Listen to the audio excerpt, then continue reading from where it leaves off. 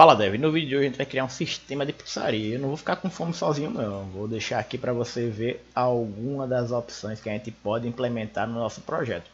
Lembrando que para a gente criar um sistema de pizzaria, a gente tem que seguir uma estrutura mínima aqui que eu já preparei para você. Ou seja, o objetivo dessa aula é a gente criar esse sistema de pizzaria usando o Java, onde a gente vai focar no lado do back-end. E quais serão os conceitos que a gente vai abordar aqui? Classes e objetos, encapsulamento, herança, polimorfismo e associação. Onde as classes e os objetos que a gente vai ter é a classe pizza, cliente e pedido. Onde a gente vai ter aqui um relacionamento entre essas classes.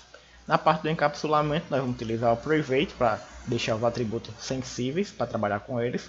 Na parte da herança a gente vai ter uma classe geral chamada de funcionário, onde um atendente e um pizzaiolo eles são um tipo de funcionário. E na parte do polimorfismo, a pizza a gente sabe que ela pode ter diferentes preços e tamanhos, então a gente vai explorar através disso. E na associação, a gente vai simplesmente explorar através da classe pedido, que é uma classe que vai ter aqui uma coleção de pizzas. E para a gente já cair aqui na parte do código em si, você já tem essa estruturazinha aqui, você pode até dar um print da aula para começar, e depois salvar aí e anotar. A gente já pode começar aqui no IntelliJ, onde eu já deixei aqui o projeto aberto, onde a única coisa que eu fiz foi clicar aqui, vir em novo projeto, nessa opção aqui, e digitar o nome do projeto. Sistema de pizzaria. E aqui eu selecionei o Maven na versão 21 do Java. Você pode utilizar a versão que você quiser, porque esse código aqui é padrão para qualquer versão. E o grupo, eu selecionei o grupo do back ao front, que é o nome do nosso canal do YouTube, e o artefato é o nome do projeto. Cliquei em Create, ele já criou o projeto para mim, abriu o .xml aqui como você pode ver, já vou fechar ele. E esse código que ele gerou automaticamente na classe main, eu vou simplesmente apagar, clicar nesse botãozinho vermelho aqui para ele desmarcar. E esse comentáriozinho aqui que não tem nada de interessante para a gente, eu vou excluir. E aqui a gente já pode começar a criar a nossa primeira classe, que vai ser a nossa classe chamada de pizza. Aí essa classe ela é interessante a gente criar, por quê? Porque ela tem atributos e métodos que são interessantes para a gente fazer isso. Ou seja, uma pizza a gente vai precisar ter o nome dela ser armazenado. Nós vamos precisar também ter os tamanhos dela, que a gente pode definir o tamanho aqui, como botar um comentário aqui como sendo P, M ou G. A gente pode também explorar aqui o preço dessa pizza. E tudo isso aqui que a gente está trabalhando, eles são que atributos ou a gente chama também de características da classe. Ou seja, isso aqui são os dados importantes que serão armazenados. Aí o que a gente vai precisar adicionar aqui? Os nossos métodos get, set e um métodozinho extra chamado de toString. Aqui no IntelliJ a gente tem uma ferramenta interessante que em outras ideias não tem, que no caso aqui o alt insert, que já aparece aqui para criar um construtor, criar os métodos get, os métodos set, criar o método toString já automaticamente. Ou você pode clicar com o botão direito do mouse aqui e vir nessa opção aqui, ó, generate, onde o atalho é alt insert. E aqui nós vamos criar primeiro o construtor. Eu gosto de criar primeiro esse construtor aqui, ó, select none, ou seja, sem nada selecionado, que é o construtor vazio. Depois eu vou adicionar aqui um segundo construtor, vindo em generate constructor, e vou selecionar tudo aqui, ó, selecionando, clicando no primeiro e depois a tecla shift e descendo aqui, tá? Seta para baixo, para ele selecionar tudo em ok. E aqui ele já vai, se eu quiser criar um objeto, eu posso criar um objeto diretamente, sem informar nenhum nome, nenhum tamanho, nenhum preço, utilizando esse construtor aqui. E caso eu queira criar um objeto diretamente, já com os dados, eu posso colocar aqui, ó, nome, o tamanho e o preço, beleza? E depois que eu tenho essa estrutura aqui, eu só preciso criar os meus métodos get, set. Eu já vou clicar aqui, alt, insert, e vou clicar aqui, ó, generate and aqui, ó, generate, aqui, get and setter. Vou clicar nele aqui, vou selecionar os três aqui, ó, tuf. E aqui ele está dizendo que ele vai criar os métodos get usando um template do IntelliJ padrão e o setter também. Quando eu clicar em OK, olha o que acontece. Ele já fez isso aqui tudo para mim automaticamente. Para quem está começando, é interessante você digitar o modificador de acesso, o tipo do retorno, o nome do método e aqui a palavrinha return e o nome. Ou seja, eu quero que você seja um método público que vai ser enxergado fora dessa classe onde você vai retornar uma string, onde a sua responsabilidade é retornar get o nome, que é o atributo da classe, onde você vai utilizar a palavrinha return com a variável ou atributo que ele está se referindo.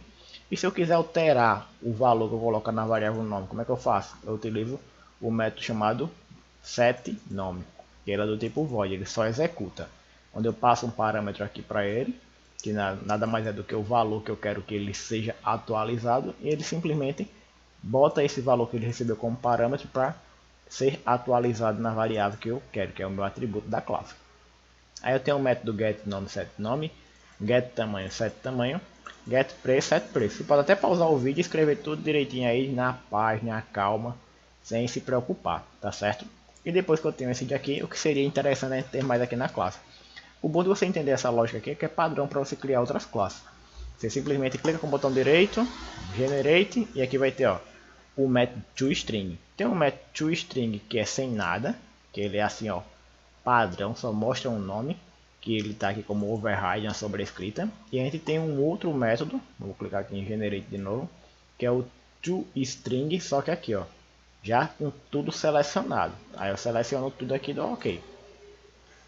Quando a gente quer adicionar ele assim, às vezes a gente não nem coloca assim, a gente só digita aqui ó, to, ele já aparece ó, generate via wizard ou sem nada. Aí esse primeiro é aquele que não tem nada, e esse daqui é o que já vem todos os atributos. Cliquei, ele já mostrou ali, selecionou tudo ó, OK, já me mostrou aqui que ele vai ser um método que ele vai retornar uma string, que é esse texto aqui completo, onde vai ter aqui o nome do meio da minha pizza, o tamanho e o preço dela, beleza? Agora que eu tenho essa visibilidade aqui completa, o que é que eu posso fazer aqui? Adicionar a nossa segunda classe. E seria a classe de quê? Do funcionário, que é a classe genérica, que vai ser herdada pelas classes específicas, como ele falou lá, o atendente e o pizzaiolo. Então aqui eu posso definir já os meus atributos, como private, com esse modificador de acesso aqui, string nome. Posso clicar aqui e dar um private double salário para ele aqui. Posso dar um alt insert para adicionar o construtor, onde eu gosto de primeiro adicionar o construtor vazio. E depois gosto de colocar o outro construtor, que é o construtor já com os atributos. Beleza. Aqui nós temos o construtor de funcionário, que recebe o nome e o salário. E já inicializa os atributos desta mesma classe aqui. Beleza. E agora o que a gente pode fazer aqui de diferente? Criar um métodozinho geral, que vai ser herdado lá por outros, que pode mudar o comportamento dele através da sobrescrita, que é o que a gente chama de polimorfismo. Então a gente tem polimorfismo de sobrescrita e sobrecarga. A gente vai trabalhar com hoje com sobrescrita. Eu vou colocar aqui um método chamado exibir dados e vou colocar uma mensagem de texto aqui, system.out.println, aonde eu simplesmente vou definir aqui ó, o funcionário de nome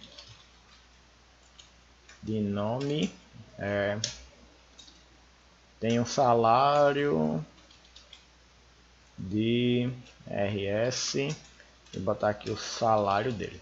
Aí vai ser tipo uma exibição do dado desse cara aqui mesmo. E agora aonde a gente vai aplicar a herança? A gente vai aplicar a herança criando a classe atendente, que a gente vai simplesmente herdar de funcionário.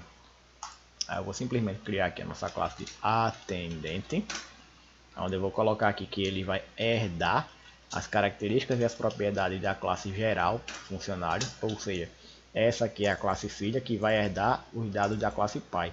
Essa aqui é a classe específica que vai herdar os dados da classe geral. Geralmente essa visibilidade que a gente vê nos livros de programação, beleza? E aqui o que é que eu preciso fazer? Vou criar aqui um construtorzinho com alt insert, que vai ter já os dados no caso aqui posso ter o construtor seco ou já o construtor completo, que recebe aqui os dados ó.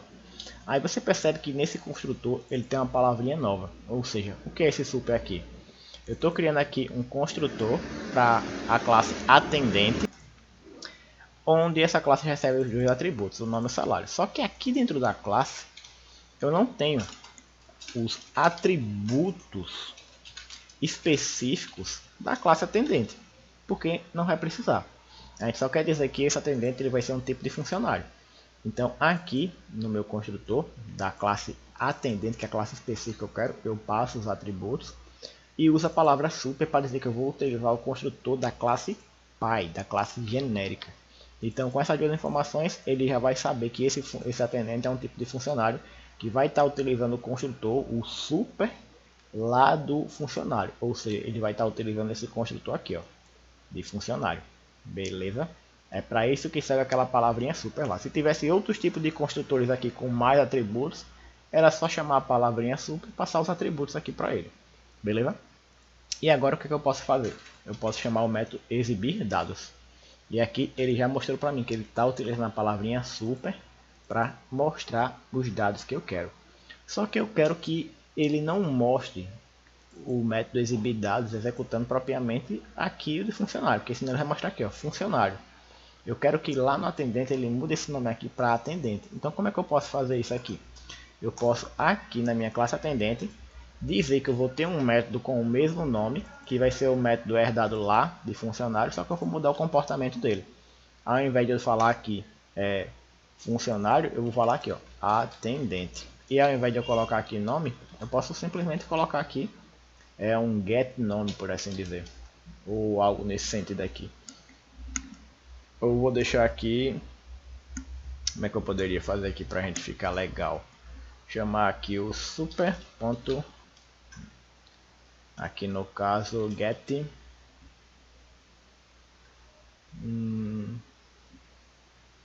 eu deixar nome mesmo aqui, deixar nome e deixar aqui salário. Aí aqui a gente vai dar a sugestão que ele nos diz aqui, ó, cria uma variável local, mude o parâmetro, package. A gente pode mudar aqui o modificador de acesso dele para protected, tanto para esse daqui quanto para o salário, para que a gente possa utilizar a parte de encapsulamento para você ver aqui, ó. A classe funcionário a gente tinha definido aqui como público.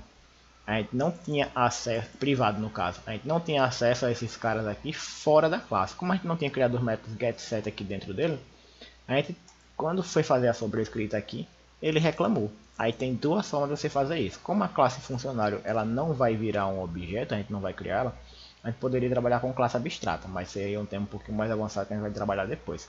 Então, uma das soluções possíveis é trabalhar com o modificador de acesso protected, que ele é enxergado dentro da própria classe e em outras classes que precisam utilizar ele. Beleza? Agora a gente só consegue fazer isso aqui, ó, utilizar esses dois, porque a gente está herdando. Se a gente tirar essa parte de herança aqui e salvar, ele já vai dar erro aqui, ó, porque ele não está conseguindo enxergar os atributos e nem saber de qual classe a gente se refere. Mas quando eu utilizar a herança aqui, ele já sabe que esses atributos aqui não tem nessa classe atendente, então ele vai procurar dentro de uma classe específica, que é uma classe genérica aqui no caso, que é a classe que está herdando, beleza? Então a gente tem essa parte aqui de encapsulamento dos dados, que é até interessante para você visualizar aqui. Aí, como eu poderia substituir isso aqui para não ficar deixando meus métodos privados para ele ser acessado assim por fora? Poderia vir aqui dar um auto insert e criar os meus métodos getSet. Selecionar os dois aqui para os dois atributos. Tem aqui o getNome, setNome, getSalário, setSalário. E aqui eu poderia chamar o meu método também toString. Já com o Generate via Wizard, que seleciona tudo, já cria tudo para mim aqui. Aí aqui eu poderia modificar esses meus atributos para private, para obrigar quem fosse manipular os meus dados aqui, ele simplesmente fosse obrigado a chamar o método getSet. Aí ele está reclamando aqui porque tem alguém utilizando esse atributo aqui, que no caso está em outra classe, que ele já reclamou aqui, ó. Então, para a gente acabar com isso aqui, a gente poderia colocar isso aqui, ó, getNome e aqui getSalário, que agora ele já sabe que ele vai puxar esses dados lá da classe funcionária através dos meus métodos get. Aí a parte de encapsulamento você pode brincar assim, você quer deixar ele como público, como privado. Público ele enxerga tanto aqui quanto fora de outras classes, mesmo que ela não é. E privado a gente só enxerga ali dentro daquela própria classe, e protect nas classes que está aplicando a herança aqui pra gente. E se a gente vir aqui e clicar a nossa próxima classe, que é a nossa classe do pizzaiolo. Pizzaiolo. O pizzaiolo também ele é um tipo de quê? De funcionário. Então se ele é um tipo de funcionário, a gente pode simplesmente utilizar um construtor aqui, que já tem os dados, onde a gente pode passar o nome e o salário, e ele já vai utilizar o super ali, como a gente já viu, que é da classe funcionário. A gente pode chamar também o exibir dados, onde a gente vai mudar aqui o comportamento para ao invés de se chamar aqui de funcionário, ele agora vai chamar o pizzaiolo. Pizzaiolo. E aqui eu vou modificar de nome para get nome. E aqui o salário para get salário. Beleza?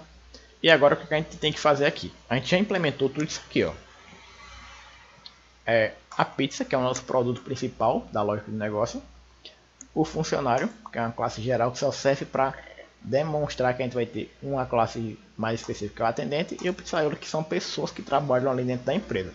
Então a gente vai precisar cadastrar as pizzas, cadastrar o atendente, que vai trabalhar com as pessoas lá, e o pizzaiolo, que vai fazer as pizzas. Agora que a gente já tem essa estrutura aqui, a gente pode criar aqui uma nova classe, que é a nossa classe de pedido, que é uma classe que gerencia os dados, que é a parte responsável pelo pagamento ali que o povo vai fazer, e gerar uns relatórios caso você queira. E a classe pedido, você pode simplesmente ver aqui. Deixa eu visualizar aqui logo se a gente já implementou tudo que seria interessante aqui pra gente. Eu estou aqui com a minha colinha aqui que eu gosto de colocar antes de criar as aulas, que eu preparo isso aqui tudo antes para que a gente não perca tempo. E a gente agora pode simplesmente focar aqui, onde eu vou simplesmente criar aqui uma coleção do tipo lista, aonde eu vou simplesmente ter uma lista de quê? De pizzas. Ou seja, cada pedido pode ter uma coleção de pizzas. Pode ser que seja um rodízio de pizza, a pessoa fique pedindo ali várias opções, ou ela ter ali 2, 3 amigos e quer adicionar várias pizzas, aí fica a seu critério, beleza? E essa lista aqui é do pacote Charra.útil. Então eu gosto de clicar em Ctrl espaço, que ele já mostra aqui a opção. E você pode ver que ele é um I, que é uma interface. Então quando eu importar aqui, ele já aparece, import Charra.útil list. E aqui eu vou colocar o nome de pizzas no plural, que a gente vai adicionar várias pizzas. E já vou inicializar ele aqui agora sem nada, só para a gente já ter essa estrutura pronta. Depois que eu tenho isso aqui, eu posso simplesmente criar um construtor para ele, que é um construtor vazio. Eu não quero criar nada, que eu já inicializei ele aqui na minha classe pedido, para que ele consiga ser enxergado fora do, no caso, dentro dessa própria classe, mas em outros métodos específicos. Por exemplo, aqui eu posso clicar aqui e criar um método adicionar pizza, public void adicionar pizza. Para que esse método aqui? Porque o atendente ele pode adicionar uma pizza que você quer adicionar no seu pedido. Qual é a pizza que vai ser? Independente de qual seja, você só tem que adicionar ela nas coleções. Ou seja, a minha coleção de pizzas, eu vou adicionar um elemento específico que nada mais é do que uma pizza. Pronto. É isso aqui que o método adicionar pizza faz. Depois que eu tiver várias pizzas adicionadas, eu posso fazer o que? Eu posso calcular o preço da minha pizza. Então posso clicar aqui, ó, public double calcular o total.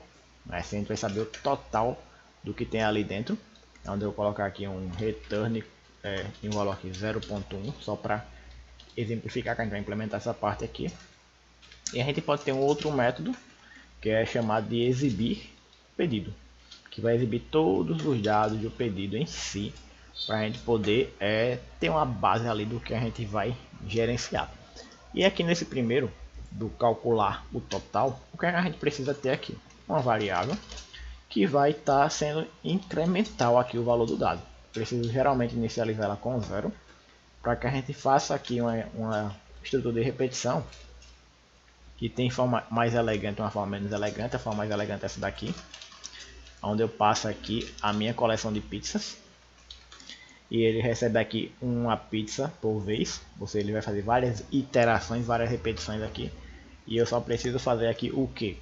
Chamar aqui o total, mais igual a pizza da vez, e pegar aqui o preço dela. Então se eu tenho várias pizzas adicionadas ali na minha coleção, quando eu pegar o preço de cada um que foi adicionado, eu vou ter aqui o total. E depois que eu tiver isso aqui, eu tenho que fazer o que? Retornar o total. Pronto, com isso aqui eu posso já ter uma implementação correta. Se eu quisesse fazer de outra forma, que é uma forma menos elegante, poderia colocar aqui um for int igual a 0 e menor que pizzas no plural ponto size, ou seja, a quantidade de elementos que tem na minha coleção de pizza e mais. Aí o que é que isso aqui vai fazer? Ou seja, eu vou começar a percorrer a minha coleção de pizzas desde o index 0, ou seja, desde o primeiro elemento. E eu vou ficar incrementando 1, 2, 3 enquanto tiver elementos do tipo pizza, ou seja, até a quantidade. Se tiver 10 elementos aqui, vai começar de 0 e vai até 9. Se tiver 20 pizzas, uma pessoa chegou ali na mesa e comeu 20 pizzas. Aí vai começar aqui do 0 e vai até o 19. A contagem em si. E aqui o que é que eu faria? Total mais igual a pizza, aqui é a minha coleção, get, a pizza específica da iteração que eu estou fazendo aqui agora, e o preço dela. Aí é uma forma que é menos elegante de se fazer, mas também dá no mesmo. E aqui no final eu faria a mesma coisa, retornar o total. Beleza? Tem duas formas de implementar, essa e aquela anterior que dá no mesmo. E agora, o que é que eu tenho que fazer aqui para exibir os dados do pedido? Eu tenho que simplesmente mostrar uma mensagem de texto aqui, um system.out.println. E aqui eu vou informar aqui os dados do pedido. E agora eu vou simplesmente fazer aqui uma estrutura de repetição for, mas agora de uma forma mais elegante. Na parte de pizza, onde eu vou receber a minha coleção de pizzas em si. E agora que eu tenho todas as pizzas no meu pedido, eu vou passar uma a uma aqui por vez. O que é que eu preciso fazer? Apresentar ela, system.out.println, e passar aqui a minha pizza em si. Aí aqui eu poderia simplesmente passar ela completa, ou simplesmente colocar aqui um método toString para apresentar tudo daquela minha pizza ali numa linha, que fica bem mais elegante também. E por fim, eu mostro aqui um system.out.println, e eu vou pedir aqui para que ele faça o que? Ele simplesmente chame aqui o total em reais, que deu o meu pedido completo, e eu vou pedir para ele calcular o total. Ou seja, esse pedido de calcular o total ele não vai existir fora da minha classe. Eu poderia até deixar ele como privado, porque ele só vai ser executado dentro da estrutura da própria classe através de pedido. Aí eu posso deixar público ou privado, fica a meu critério. Aí essa daqui é a estrutura do pedido. E agora o que falta a gente implementar? O main. O main, o que a gente tem que fazer aqui de interessante? A gente tem que criar aqui toda a estrutura para a gente poder utilizar. A gente tem que criar as pizzas que a gente quer cadastrar.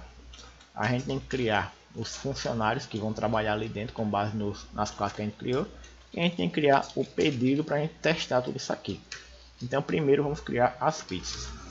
Pizza, vou colocar aqui uma pizza de calabresa, seria aqui os sabores que a gente vai implementar. Uma nova pizza, e vou passar aqui o nome dela. A pizza de calabresa, ela vai ter aqui o tamanho M, e ela vai ter um valor aqui de R$40. Essa seria uma das pizzas. A segunda pizza pode ser aqui de 4 queijos, onde eu vou inicializar aqui, vou criar um objeto, e agora eu vou passar o nome dela aqui, 4 queijos, que vai ter o tamanho G e vai custar aqui um valor de R$55. Aqui o G é uma string. Vou botar aqui, pronto. Nós já temos aqui duas pizzas criadas para servir aqui como a nossa estrutura de teste. Aí agora a gente pode cadastrar o que? Os funcionários. Onde a gente tem aqui um atendente, a gente vai dar um nome para ele ali e um salário específico, onde ele vai ter aqui o nome de Ana e vai ganhar aqui R$2.000 por mês. A Ana trabalha que só a gota na pizzaria, mas só ganha esse valor aqui. E o pizzaiolo? O pizzaiolo vai ser um outro cara que a gente vai criar aqui, que também vai ter o nome e o salário, onde o salário dele é Marcos, e o Marcos, como trabalha lá dentro, ele vai ganhar um salário de R$2.500. Não é muito, mas é o que a gente está acostumado a ver no mercado de trabalho por aí. Aí agora a parte do pedido. Eu vou criar aqui um pedido, que vai ter aqui um construtor vazio, que a gente não quer informar nada dentro dele. Onde esse meu pedido, a gente pode adicionar algumas pizzas ali nele. Chamar ele aqui, o meu objeto. Chamar o método adicionar pizza. E vou passar as pizzas que eu quero. A pizza de calabresa. E eu vou adicionar aqui no meu pedido mais uma outra pizza, a pizza de 4 queijos. Adicionei as duas pizzas nele. E agora o que é que eu posso fazer de interessante aqui? Eu posso exibir os dados. Que dados eu posso exibir? Eu posso exibir os dados do atendente, chamando o método exibir dados. Eu posso chamar o pizzaiolo e pedir para adicionar os dados dele ali também. E eu posso depois dar um system.out.println para ele pular uma linha aqui. Eu estou colocando uma linha em branco só para representar aqui. Que a gente pode adicionar a parte do pedido, ou seja, pedido.exibir pedido, que vai mostrar todas as informações do pedido. Ou seja, com isso aqui nós já temos a parte da implementação completa. Se eu executar esse meu código aqui, o que é que ele vai me mostrar aqui no meu console quando ele for executar aqui? Ele vai mostrar o total da minha pizza, ou seja, 40 mais 55 vai dar R$95 o total do pedido.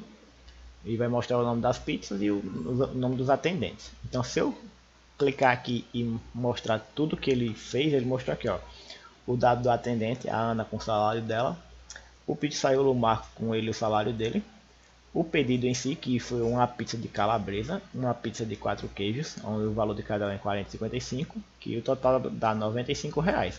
Ou seja, esse daqui foi um sisteminha de pizza feito de uma forma bem tranquila para a gente brincar aqui com a parte de orientação a objetos, utilizando tudo isso aqui que a gente falou: classes, objetos, encapsulamento, herança, polimorfismo, associação, de uma forma bem prática. Agora, se você quiser aprender tudo isso aqui e muito mais de uma forma bem mais didática e bem mais prática, tópico a tópico, eu tenho aqui o curso Java na Prática, onde eu te explico o Java básico, intermediário e avançado.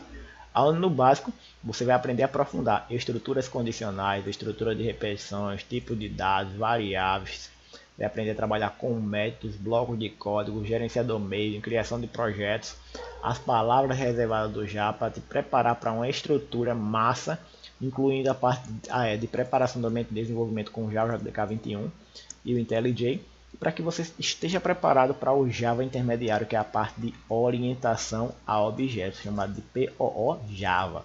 Aqui você simplesmente vai poder aprender o que é uma classe em Java, o que é um objeto em Java, atributos do Java, construtores e métodos do Java, polimorfismo, interface, herança, classe abstrata, método abstrato, encapsulamento e a parte de instância de objetos, modificadores de acesso, a parte de entrada de dados do teclado através do scanner, para que o seu programa fique um pouco mais dinâmico, para que você não fique deixando os dados dele estático ali.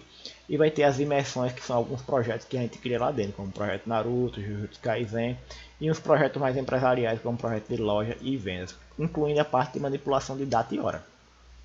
Quando você aprende tudo isso aqui, você já está preparado para o Java avançado, que é a parte de manipular arquivos, tanto na parte de leitura quanto escrito. Isso aqui é essencial para você pegar um arquivo de texto e ler todo ele e jogar os dados para o Java, e você pegar os dados da sua aplicação Java, que está rodando aqui, por exemplo, no IntelliJ, e jogar lá para um arquivozinho de texto, aonde aqui você vai poder trabalhar também com um banco de dados, onde eu adicionei para você uma imersão completa de banco de dados, para você aprender a criar seu sisteminha no CRUD, envolvendo tudo aquilo que o MySQL permite, para depois que você tiver toda essa experiência imersiva, você já possa pegar todo esse conhecimento e integrar com o Java, ou seja, Java e banco de dados, tudo dentro de uma plataforma só.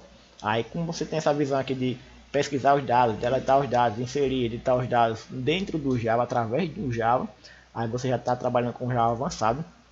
Que para fechar, eu te mostro ali uma pincelada rápida do que é uma criação de API, ou seja, Java para web. Que aqui seria o passo 2, que seria esse passo aqui que eu vou mostrar aqui para você. Ó. O treinamento de criação de API com Spring Boot na prática. Mas só que antes de você chegar a isso aqui, o interessante é você passar por todo o passo a passo. É para quem é esse curso? Estudo de programação, que está estudando por conta própria, profissional de tecnologia, quem está na faculdade, é o curso técnico, quem é cientista, pesquisador, quem é um profissional de qualquer outra área que aprende programação para aplicar nos seus projetos. Não tem nenhum requisito para aprender, desde que tenha acesso à internet e um computador. Você pode criar esses projetos utilizando outro ambiente de desenvolvimento, seja ele Eclipse, NetBeans ou Visual Studio Code, que o código é o mesmo. E os benefícios que você não vai precisar perder tempo na internet buscando conteúdo aleatório. Você vai ter aqui um conteúdo estruturado, didático, com aulas gravadas em alta qualidade de som, que vai explorar todos os tópicos aqui de forma isolada, para depois a gente começar a fazer as imersões, que é os bônus que eu adiciono aqui dentro. Você vai ter aqui projetos isolados que aplicam tudo de uma vez só, e você tem a possibilidade de entender de forma imersiva ao utilizar tudo aquilo. Vai aprender os conceitos de forma prática, a parte de orientação a objetos, como programar do zero, ou seja, tudo aqui de benefício está aqui para você. E depois, se você quiser, você pode aprender a transformar tudo isso que você aprendeu aqui na parte de criação web, onde você pode aprofundar aqui com o Spring Boot, que geralmente o pessoal quer criar uma aplicação para que veja que criar uma API que ela seja consumida na web. Aí esse aqui já é um conhecimento um pouco mais avançado, mas vou deixar os dois links no comentário fixado para que você analise. Lembrando que o mais importante, se você decidir comprar, é preencher o e-mail corretamente. Se não preencher o e-mail corretamente, você não recebe o curso. Se você não receber o curso, você vai ter que mandar uma mensagem para mim aqui pelo meu WhatsApp, 82 982 10 7078. Salve esse número aí para caso você queira tirar alguma dúvida ou saber mais sobre o curso, ou simplesmente você quiser aí solicitar para que seja adicionado no curso, porque talvez você tenha preenchido um e-mail incorreto, ou quiser só ter uma conversa aí comigo para a gente trocar uma ideia também. 82 DDD 982 10 7078. Aí se você tiver adicionado o e-mail errado, manda um WhatsApp para mim que eu vou te adicionar. Telefone para contato aqui eu vou deixar o meu. Nome completo é bom você preencher também para sair um certificado. CPF para o certificado é muito interessante você preencher. Você pode comprar via cartão de crédito, via boleto, via Pix. No boleto geralmente demora 2 dias para ser aprovado e ser liberado dentro da plataforma. Você pode mandar o comprovante para o meu WhatsApp, eu já libero você. No Pix você já recebe o acesso ao curso imediatamente. E no cartão de crédito você pode dividir em quantas vezes você quiser. Beleza? Lembrando aqui que você pode adicionar outros cursos no final. Eu quero comprar o sistema de gestão de atendimento junto. Quero comprar aqui o curso de Spring Boot, mas não quero comprar ele de uma vez só. Quero dividir ele em 2 vezes aqui. Esse outro aqui também de Time Lift eu quero adicionar. Você vai adicionando aí de acordo com a sua necessidade para você completar a sua pilha. Isso aqui já é para Swing e criação de janelas gráficas para desktop. Aí você tem aqui a opção de selecionar. Cada um está no valor promocional aqui. Você pode selecionar de acordo com a sua vontade, com a sua necessidade. Geralmente quem compra o Java na prática depois vai querer comprar o sistema de gestão de atendimentos e de criação de API. O de front-end aqui é só para quem quer transformar sua aplicação back-end em full stack. Esse daqui para a parte de trabalhar com TimeLeaf e Spring Boot, que é a parte de web. E esse daqui para trabalhar com Swing e a parte de desktop para Java. Aí você pode ver aqui o relatóriozinho aqui, o resumo, e decidir se vai comprar ou não. Beleza? Aí fica a seu critério. Aqui, espero que você tenha gostado dessa aula aqui. Foi bem intuitiva, bem prática, bem imersiva. Você aprendeu tudo isso aqui, ó. Classes, objetos, encapsulamento, herança, polimorfismo e associação. E lá no curso Java na prática você aprende muito mais de forma bem prática e bem intuitiva. Espero que você tenha gostado e até uma próxima.